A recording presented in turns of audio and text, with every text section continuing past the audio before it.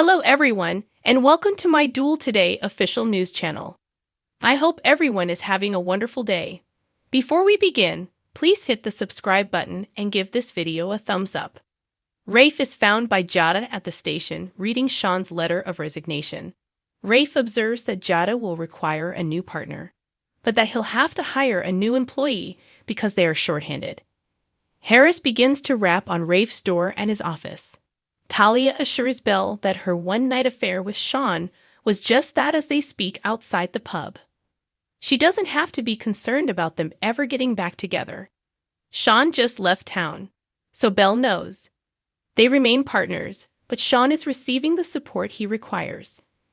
Belle advises Talia to avoid her because she will still be there. Although Belle is aware that Sean is to blame, she truly wants to avoid Talia. She is certain that the sentiment is shared. A frazzled Ava visits Clyde in Statesville after receiving a call from him.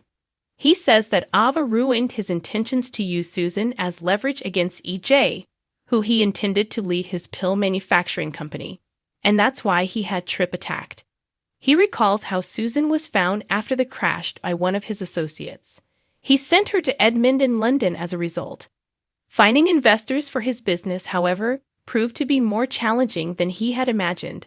So, until he was ready to take off, he instructed Edmund to keep Susan a secret.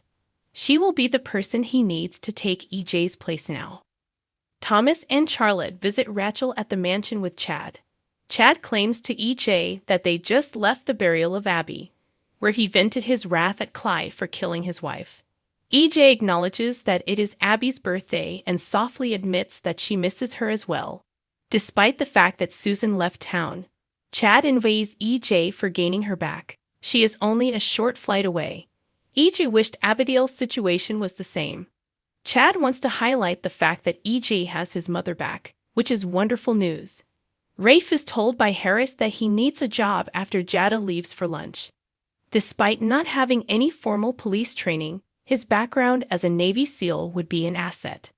Rafe glibly enumerates all the different ways he put his unique skill set to use for Megan Hathaway. Harris assumes that to be a no and tries to leave.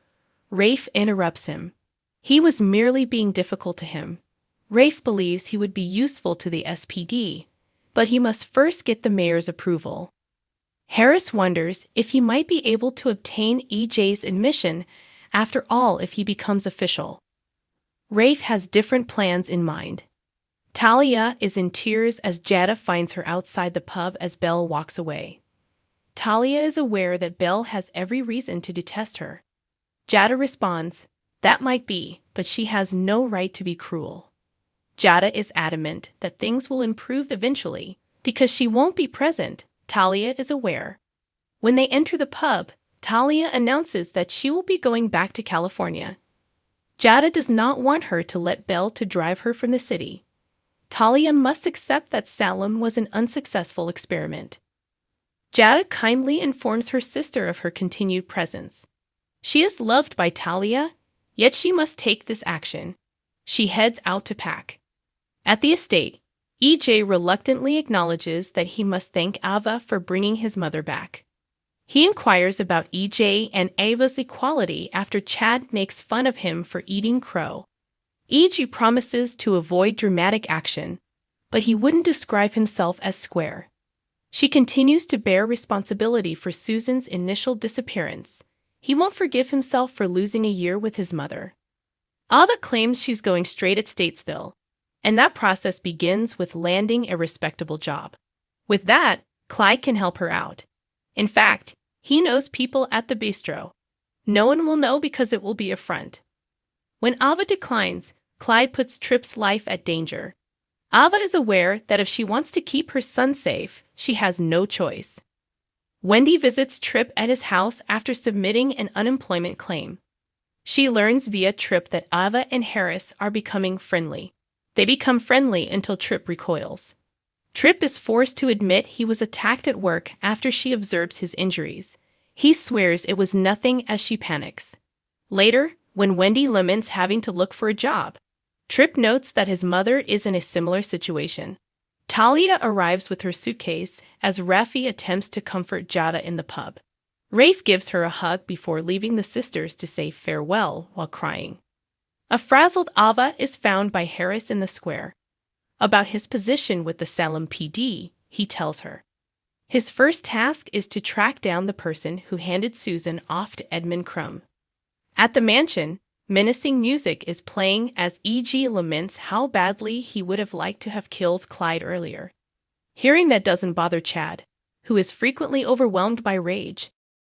E.J. regrets that Belle and Sean didn't have a chance to kill that bastard when they discovered them with Clyde last year. Watching him bleed to death in the graveyard would have been entertaining. The brothers exchange stern looks. On Days of Our Lives, the Brady family has come and gone several times over the years.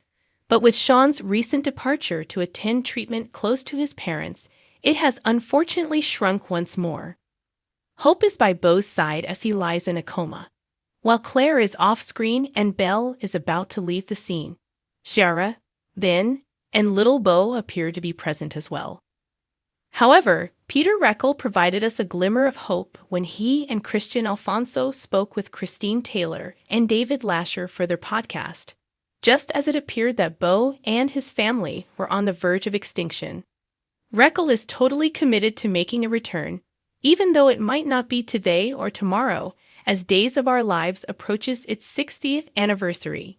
He said, "I'd like to go back into something like that. It would be great to be a part of it," someone said, especially with the show's anniversary approaching. If Beau returns to our screens before the 60th anniversary, that would be great, but we'll take it anyway. That said, it's possible that Hope won't accompany Beau if he makes a comeback. Reckell commented, "I think Christian's a little quiet over there," after expressing his desire to return. And when Lasher said that you should never say never when it comes to soap opera comeback, Alfonso tempered that a little by saying, "Well, respect for history is ultimately what matters," she said. That's a major factor in why she initially abandoned the Setzer. Alfonso informed the hosts, "I am one who loves to be honest as far as the background of the characters, and I did not see that happening. I won't embellish my performance or attempt to market something that didn't occur." She continued by describing how, in order to have them on hand and keep track of Hope's past, she used to keep stacks of old scripts lying around in her dressing room. She said, "When we bring on new writers, sometimes they weren't familiar with the show. The ability to go back and say, 'Hey, listen, I know you want me to say X, Y, and Z in this long monologue, but this never happened,' was one of the reasons I started storing my scripts. It is not tracked. It does, however, track on this page for this show, which aired 100 shows ago." She argued that the audience would remember and be able to determine whether or not anything is historically accurate and authentic. It wouldn't be fair to them to go too far from that. Alfonso remarked, "We have a highly intelligent audience. There were some plot lines and directions that I disagreed with because they were untrue to Hope or what she had to go through.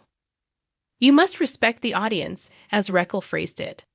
"They'll quit if you don't treat them with respect, especially now that they have to pay for Peacock."